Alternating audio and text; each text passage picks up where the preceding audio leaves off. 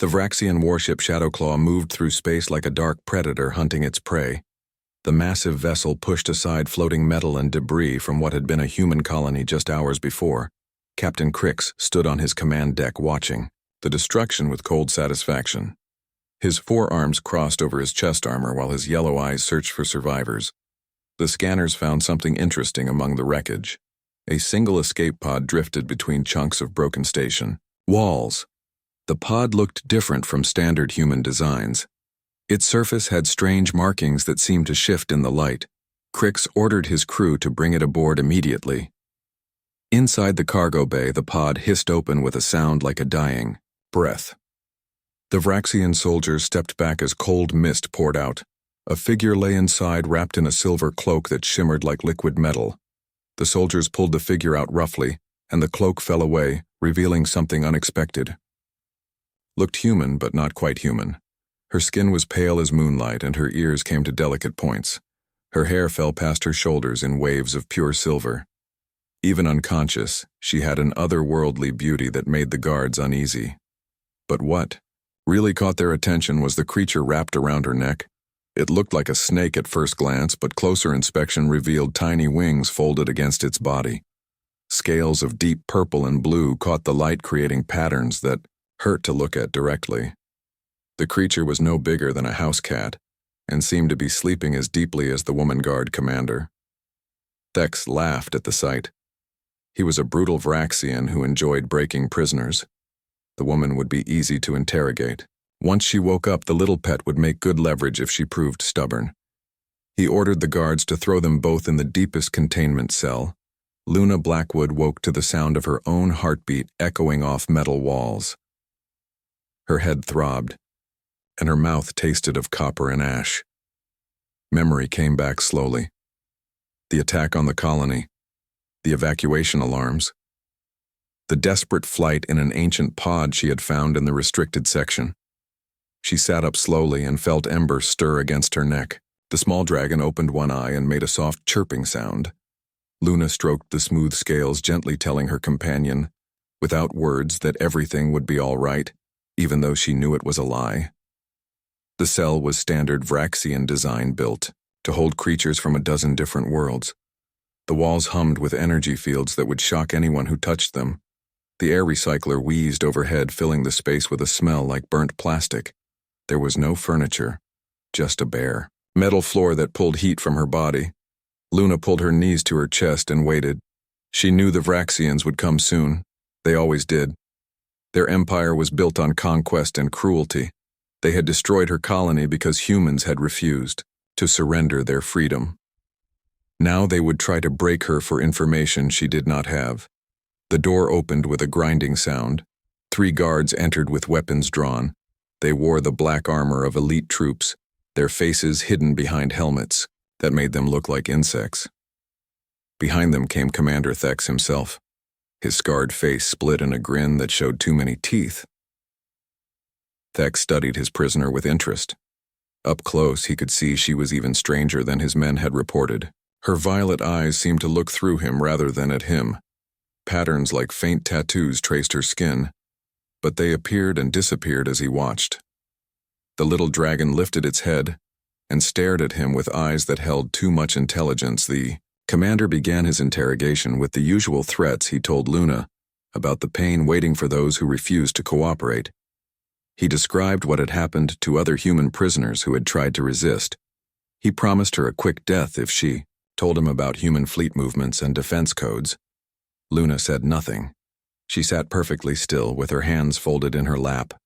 Ember coiled tighter around her neck, scales darkening from purple to almost black. The dragon made no sound, but the guards shifted nervously as if they could hear something just beyond perception. Thex grew angry at her silence. He pulled out his pain inducer, a device that could stimulate every nerve ending at once. He had broken hundreds of prisoners with this. Tool warriors who swore they would die before talking always changed their minds after a few seconds of its touch. He raised the device toward Luna. The ship lurched. Every light in the cell block flickered and went dark for a heartbeat. When they came back on, they were different. Instead of the harsh white of Vraxian technology, they glowed with a soft golden light. Ancient symbols appeared on the walls. symbols that no one had seen for thousands of years. An alarm began to sound, but it was not a Vraxian alarm. This was something older, a deep thrumming that seemed to come from the ship itself. The guards looked around in confusion as their equipment began to malfunction. Weapons powered down without command. Helmet displays showed impossible readings on the bridge. Captain Crix watched his command screens fill with warnings in a language his translation systems could not identify. The navigation computer was plotting courses to coordinates that should not exist. The weapons systems were running diagnostics that no one had ordered down in the cell. Luna finally smiled. It was a small smile, but it held secrets that would change everything. The ship had heard her voice. Not the voice she used to speak, but the voice in her blood, the voice of her ancestors. The voice the architects had written into human genetic code so long ago. Ember spread her tiny wings just a fraction. The movement was barely visible, but it sent ripples through the air that the Vraxian sensors could not explain. The dragon was not just waking up. She was remembering what she was. Remembering why she had been created commander. Thex stepped back from his prisoner, suddenly afraid he had interrogated countless beings from across the galaxy, but he had never seen anything like this. The woman had not moved, had not spoken, had not done anything at all. Yet his ship was responding to her presence, as if she owned it. The guards raised their weapons by instinct, but the weapons would not fire. The cell door sealed itself, trapping them inside with their prisoner. But Luna was no longer looking like a prisoner. She sat in the same position, but now she seemed to glow with inner light that grew stronger with each passing moment. The Shadow Claw had captured many things in its long service to the Empire, but it had never captured anything like this. The Shadow Claw drifted through space like a ship possessed navigation systems plotted courses that made no sense to the crew. Doors throughout the vessel opened and closed in patterns that seemed almost like breathing. The ancient warship was waking, up to something its current masters could not understand. Chief Engineer Gorvax ran through corridor after corridor, trying to reach the main control systems. His 6 legs clicked against the metal floors as he dodged doors that slammed shut inches. From his face, he had served on this ship for 30 years, but now it felt alien and hostile. In the command center, Captain Crix watched his displays with growing alarm. Every system was showing anomalies that began the moment they brought the prisoner. Aboard the ship's AI was speaking, but not in Vraxian. It whispered in fragments of dead languages, mixing words from civilizations that had fallen before the Empire was born. Down in the detention block, Commander Thex and his guards remained trapped. With their unusual prisoner, Luna had not moved from her meditation position, but the air around her shimmered with heat waves. The small dragon around her neck was beginning to change. Ember's scales rippled like water as she grew. Each breath made her slightly larger. Her tail now reached the floor when before it had barely covered Luna's shoulders. The guards backed against the walls as far from the prisoner as possible. Their training had not prepared them for this. Luna opened her eyes and looked directly at Commander Thex. When she spoke, her voice carried harmonics that resonated through the walls, making the metal sing. The words were not in any language the Vraxians knew, but somehow they understood the meaning. She was asking the ship to remember. The Shadow Claw responded like a child recognizing its mother's voice. Holographic projectors that had been dormant for millennia sparked to life. They painted the air with images of stars as they had been long ago when different. Constellations filled the sky.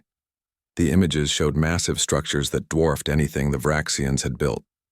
Ships the size of moons moved between stars that no longer existed, and everywhere in these ancient recordings were beings that looked like Luna, tall and graceful with pointed ears and glowing eyes. They were the architects. Gorvax finally reached the engineering deck and stopped in shock. The power core was transforming. Vraxian technology was being overwritten by something far older, and more complex circuit patterns appeared on the walls, growing like living vines.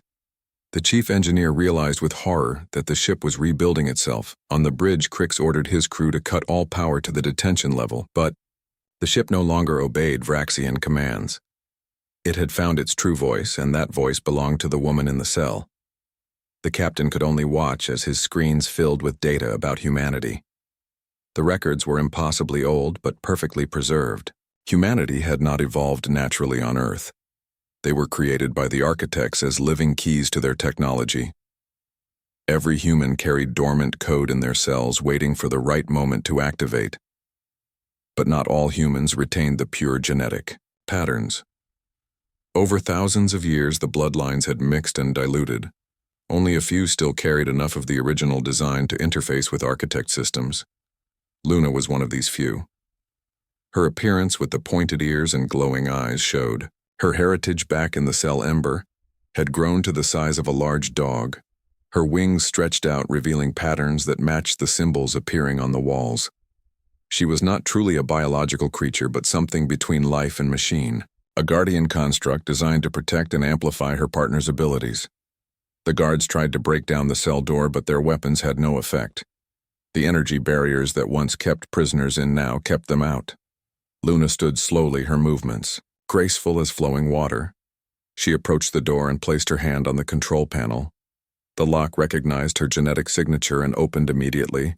Commander Thex raised his useless weapon as Luna stepped into the corridor.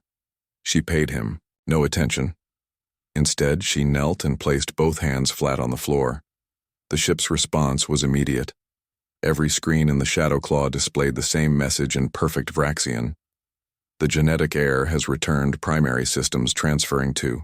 Architect control defensive protocols activating. The crew could only watch as their ship turned against them. Ember followed Luna into the corridor, now the size of a small horse. Her scales had taken on new colors that shifted between purple-blue, and gold wings that had seemed decorative before now crackled with energy that made the air smell of ozone. Luna walked through the ship as if she had designed it herself. Doors opened before she reached them. Elevators arrived without being called. Security systems deactivated in her presence. She was not escaping. She was taking command in the lower decks. Something else was happening. Human prisoners in other cells were beginning to change. Their eyes took on the same violet glow as Luna's. Some developed pointed ears. Others found circuit patterns appearing on their skin. The activation signal was spreading. Gorvax watched his engineering screens in despair. The ship was no longer Vraxian in any meaningful way. Architect technology was. Consuming and improving every system. Weapons became more powerful. Shields grew stronger. Engines prepared to achieve speeds that should be impossible. But the truly terrifying thing was the star maps. The ship was downloading navigation data for human colonies across the galaxy.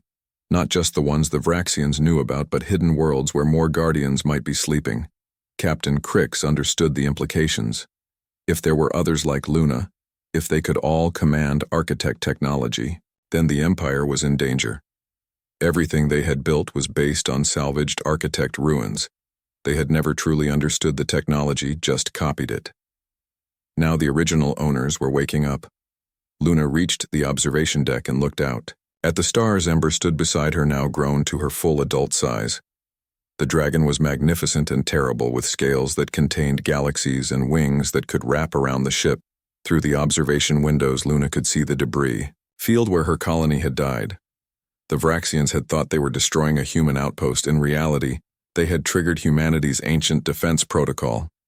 She began to sing. It was not a human song, but something older. The notes were mathematical, equations given voice.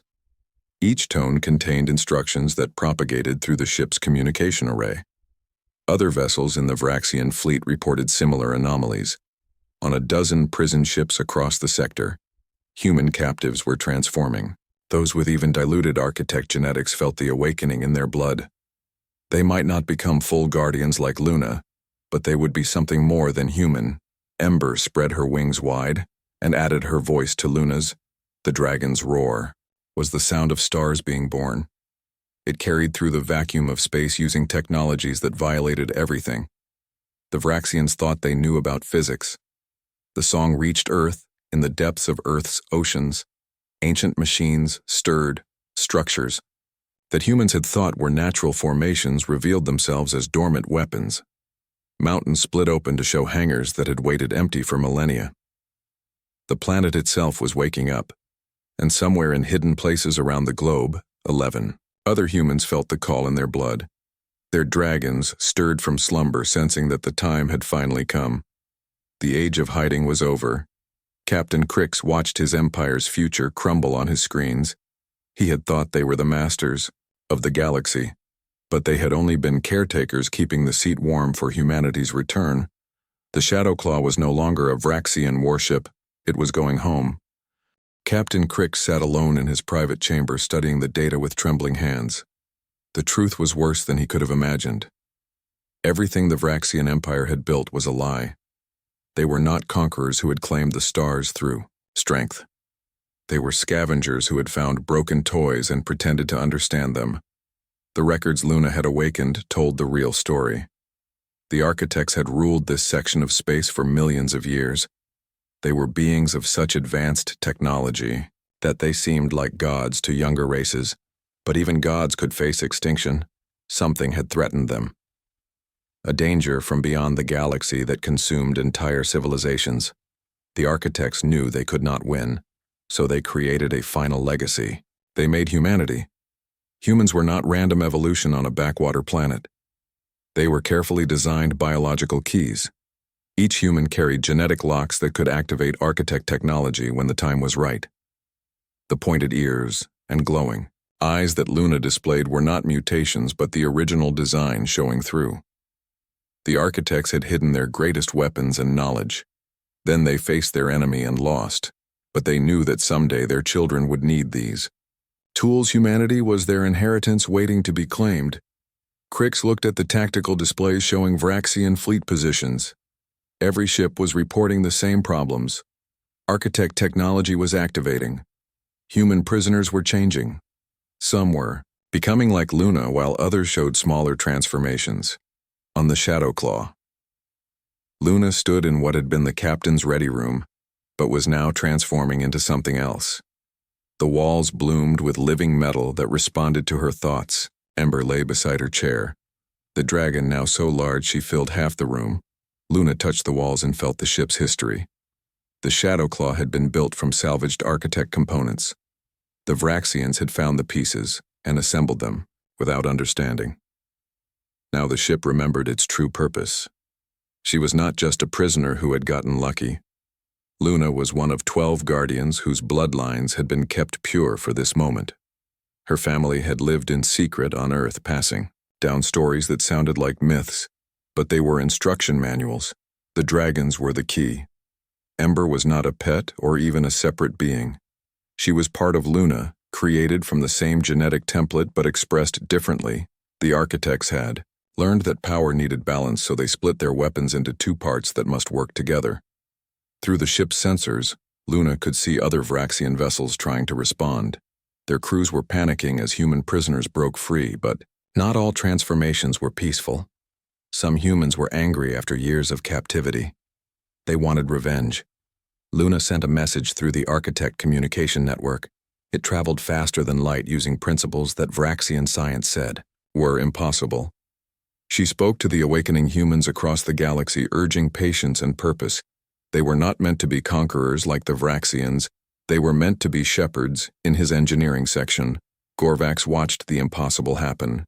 The ship was growing new sections. Hull metal flowed like liquid, creating weapons arrays that had not existed moments before.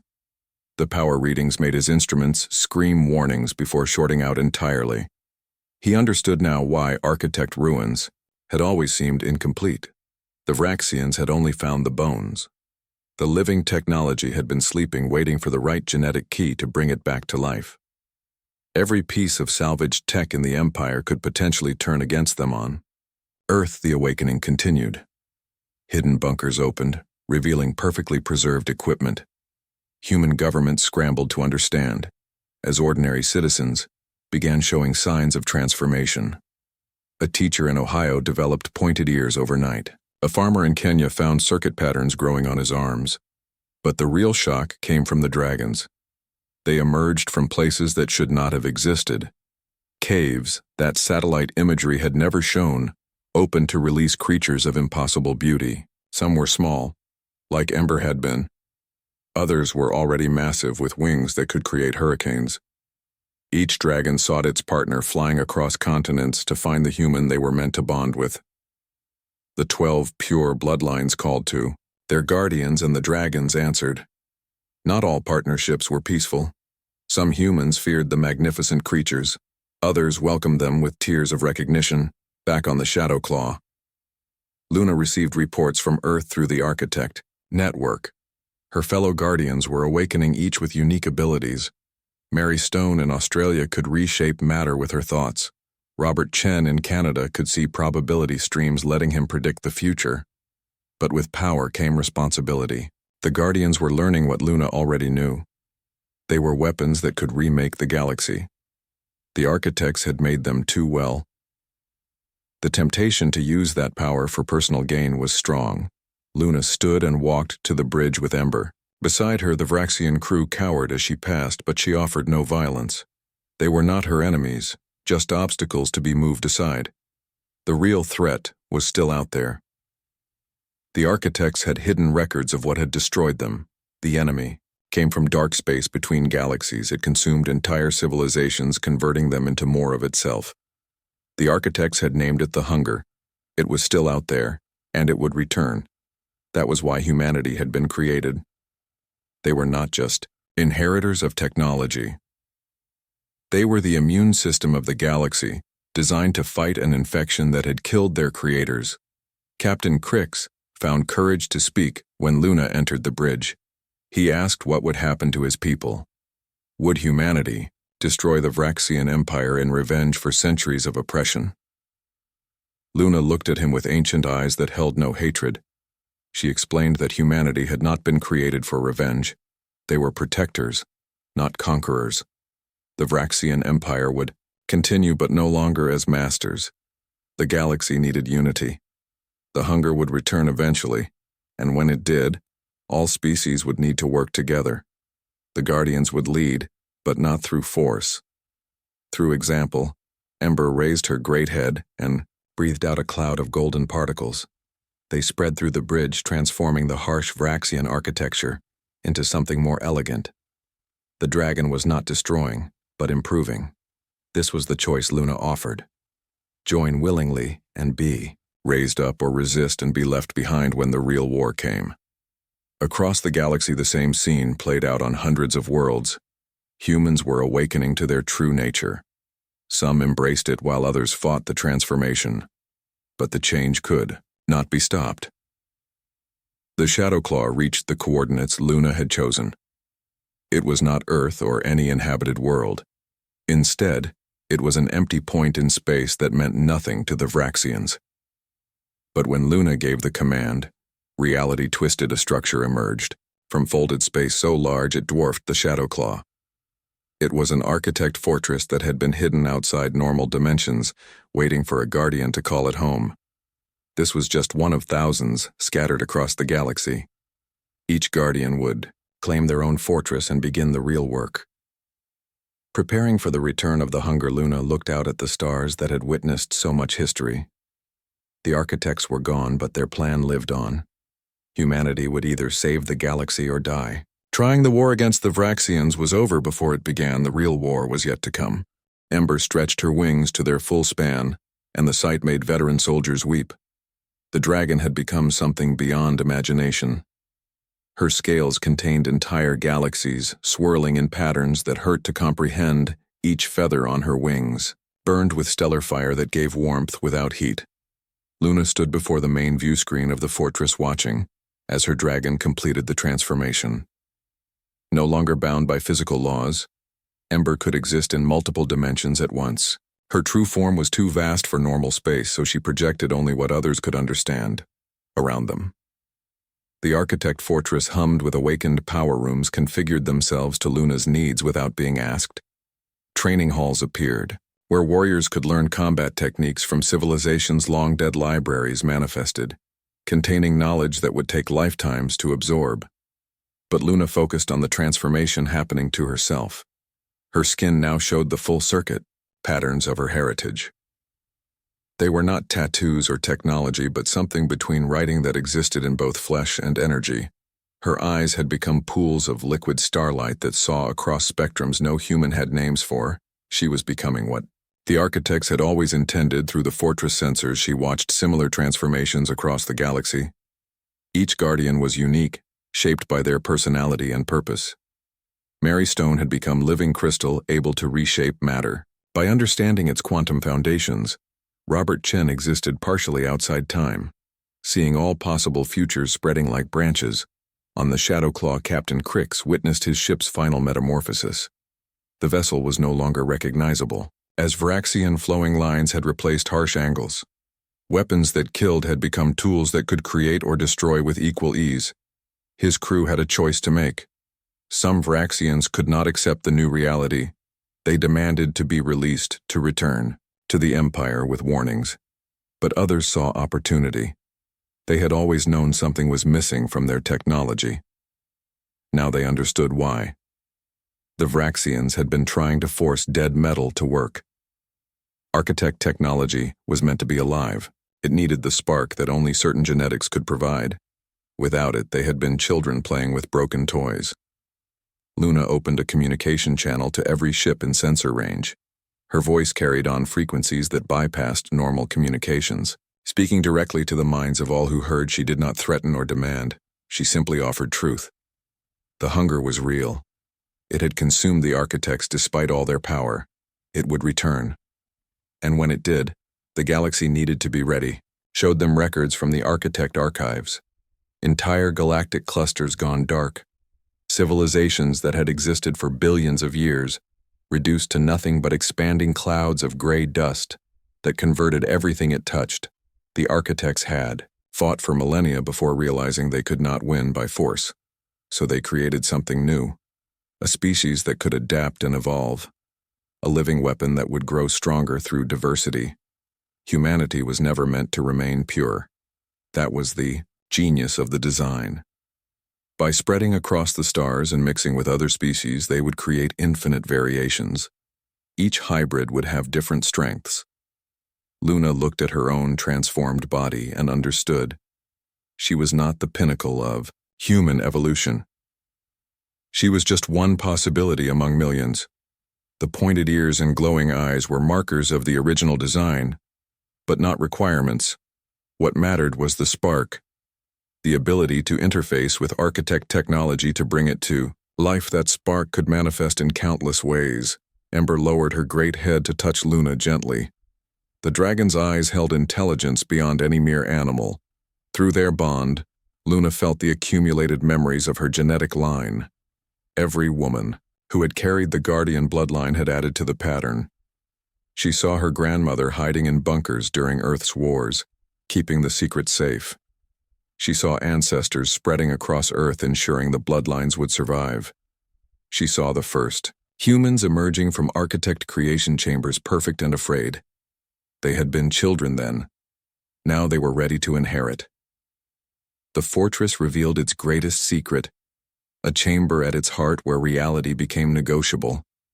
Luna entered with Ember and found herself in a space that existed outside normal dimensions. Here she could access the full architect network. Thousands of fortresses were awakening across the galaxy. Each guardian who claimed one added their strength to the collective, but it was not a hive mind. Each remained individual while sharing power. Through the network, Luna felt her fellow guardians struggling with transformation. The power was seductive. It would be easy to become gods ruling over lesser species. But that was not their purpose. They were antibodies in the galaxy's immune system. When the hunger returned, they would need every species working together. Viraxians with their warrior culture, humans with their adaptability. The hundreds of other races each, contributing unique strengths. Luna sent her understanding through the network, helping her fellow guardians resist the temptation of godhood. They were powerful, but not all-powerful. The architects had been stronger, and still fell back on the Shadowclaw. Something unexpected happened. A young Viraxian engineer named Zelk approached Commander Thex with a discovery. He had been studying the transformation of the ship and found something important. The Viraxians were not as different from humans as they appeared. Deep in their genetic code were markers similar to the architect patterns, degraded and dormant but present. The Viraxians had been touched by the architects too long ago for memory. This changed everything. Luna felt the shift through the network. If Vraxians carried even partial architect heritage, then they could potentially interface with the technology, not as completely as pure guardians, but enough to be partners rather than subjects. She made a decision that would reshape galactic politics, opening a channel to the Vraxian Empire's capital. She spoke directly to their high command. She offered them partnership, not surrender. Their warriors would train alongside human forces. Their engineers would learn to truly understand architect technology. In exchange, they would acknowledge humanity's role as guardians and prepare for the true war to come. The response was chaos. Some Vraxian leaders demanded immediate attack on Earth. Others saw the wisdom in alliance. They had built their empire on stolen technology they barely understood. Now they could learn its true potential. On Earth, the transformation was reaching critical mass. Dragons filled the skies as more partnerships formed. Not just the 12 pure guardians, but thousands of humans with lesser connections to architect heritage. Each bond was unique. Some dragons were teachers, others were warriors, many were simply companions. Cities that had hidden architect ruins were rebuilding themselves. New York's skyline changed overnight as buildings reconfigured into more efficient forms. Tokyo's underground revealed transport networks that could move people instantly across the planet, but not everyone welcomed the change. Fear and confusion led to violence. In some places, humans who did not transform felt left behind. Some governments tried to control or capture dragons. Military forces attempted to claim architect technology for national advantage.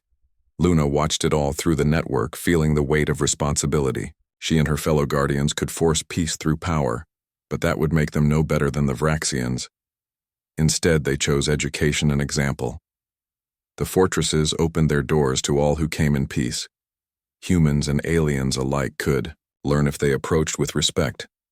The technology would not function for those who sought power for its own sake, but it would sing for those who wanted to protect. Ember rumbled softly, drawing Luna's attention to a new development. Ships were arriving at the fortress, not Vraxian military but civilians, scientists and artists, philosophers and engineers. They came seeking knowledge and offering their own expertise in return. This was what the architects had hoped for. Not a single species, standing alone, but a galaxy united by common purpose. The hunger cared nothing for the boundaries between races. It would consume all equally. Only together could they hope to survive. Luna smiled as she watched the first mixed crews begin to work. Her transformation was complete, but it was only the beginning. The real work of uniting the galaxy had just begun, and somewhere in the dark between galaxies, the hunger stirred. Earth had become unrecognizable. The blue and green planet now pulsed with veins of golden light that could be seen from orbit. Ancient structures rose from ocean depths, while mountains split open to reveal cities that predated human memory. Luna stood on the bridge of the transformed Shadowclaw as it approached humanity's birth world. Ember coiled around the entire ship, now her form existing partially in other dimensions. The dragon had grown beyond any physical limitations. The Vraxian Grand Fleet surrounded Earth in what they believed would be humanity's final hour. Thousands of warships bristling with weapons waited for the order to attack. High Admiral Vorath commanded from his flagship, convinced that overwhelming force could still save his empire. He was wrong. Luna did not move to defend Earth because Earth needed no defense. The planet itself was the greatest architect creation, a living fortress disguised as a world. Now awakened, it could protect itself. She opened a channel to the Vraxian fleet. Her image appeared on every screen simultaneously, not as a transmission, but as a presence that existed everywhere at once. The transformation had made her something beyond physical form. Though she chose to appear human admiral, Vorath saw what he expected: a prisoner who had somehow gained control of stolen technology. He began his ultimatum, demanding humanity's surrender and the return of all architect artifacts. Luna let him speak. Around Earth, the other Guardians took their positions. Mary Stone floated above Australia, her crystalline form refracting light into weapons that could cut through dimensions. Robert Chen stood in Canada, existing in multiple timelines simultaneously. All 12 guardians were connected. Through Ember and her sister dragons, their combined consciousness could reshape reality itself.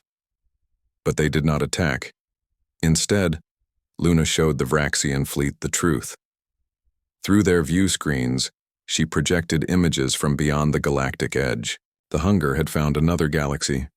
3 billion light-years away, an entire cluster of stars was going dark, consumed by spreading gray that converted matter into more of itself.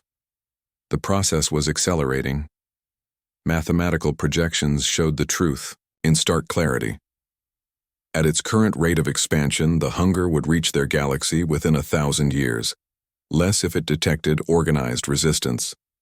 The Vraxians had spent centuries building an empire that would last less time than some of their own lifespans had already stretched. Luna offered them the same choice she had given Krix: join willingly, or face the Hunger alone. Admiral Vorath was not like Krix. He had risen to power through brutality and would not yield to what he saw as lesser beings. He gave the order to fire. Every weapon in the Vraxian fleet activated at once. The beams and missiles never reached Earth. Ember and her sisters spread wings that existed across multiple realities. The dragons did not block the attacks, but transformed. Them energy became matter. Matter became music. The weapon's fire became a symphony that resonated through space. The song reached into the hearts of every being in the fleet. They felt what Luna felt, saw what she had seen, understood what they faced. Many wept. The Hunger was not evil in any sense they could understand. It was existence without consciousness, growth without purpose.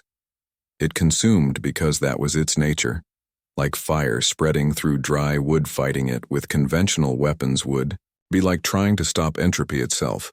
But the architects had found another way. They had created humanity to be adaptable, but that was only part of the design. Humans were meant to bind the galaxy together through connection. Each species they encountered added new possibilities to the pattern. Luna showed them visions of what could be Vraxian strength, combined with human adaptability, would create warriors who could fight in dimensions the Hunger could not perceive. Other species would add their own gifts to the mix. She was not asking them to surrender their identity, but to expand it on his flagship. Admiral Vorath felt something he had never experienced before. Doubt. His entire life had been built on certainty that strength meant dominance. But watching the dragons transform his fleet's assault into beauty, he understood strength meant protection. Dominance was just fear wearing armor. One by one, ships in the Grand Fleet powered down their weapons. Not all surrendered. Some hardliners broke formation and fled back to Vraxian space to prepare for civil war. But most remained floating around Earth in formations that slowly changed from aggressive to protective. Luna smiled as she felt the shift. This was what the architects had dreamed, of species that had been enemies for millennia standing together. Some bonds were forged in battle, but the strongest came from facing the void together. On Earth itself, the transformation was complete. Cities had become living entities that could adapt to their inhabitants' needs. Humans who had feared the change now walked streets that sang beneath their feet. Buildings grew gardens on their walls that cleaned the air and fed the hungry. The dragons had made partnerships with humans of every nation and culture. Each bond created new possibilities. A farmer in India whose dragon could accelerate crop growth. A teacher in Brazil whose companion could share knowledge directly mind to mind. But the most important changes were invisible. The awakening had activated dormant genetics in most of humanity. Even those without pure guardian bloodlines found themselves changing in small ways. Enhanced intuition, improved healing. The ability to sense architect technology.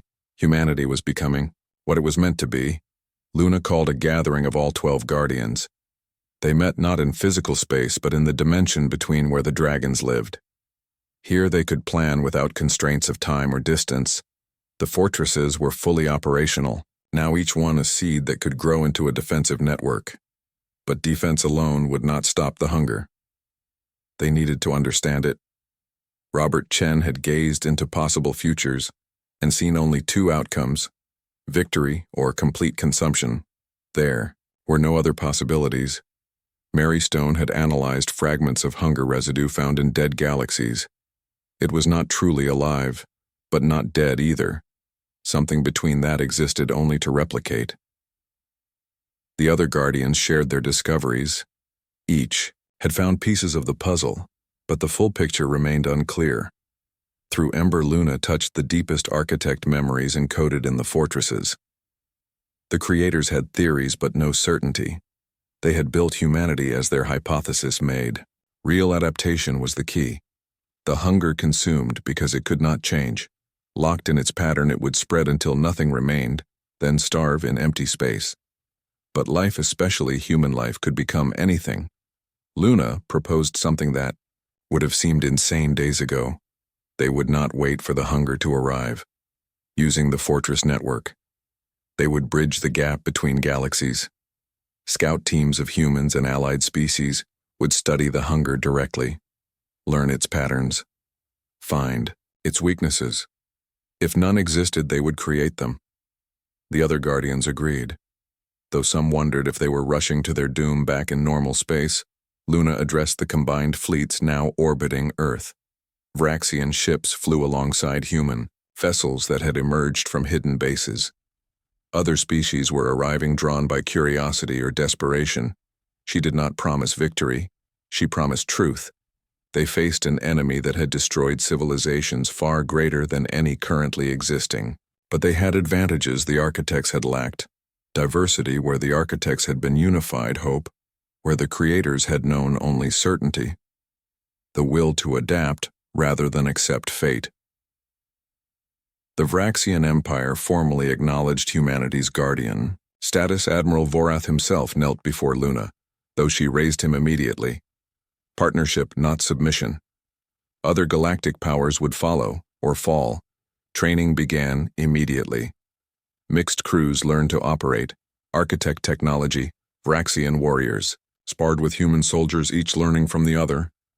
Dragons taught patience to those used to immediate action. The galaxy was transforming.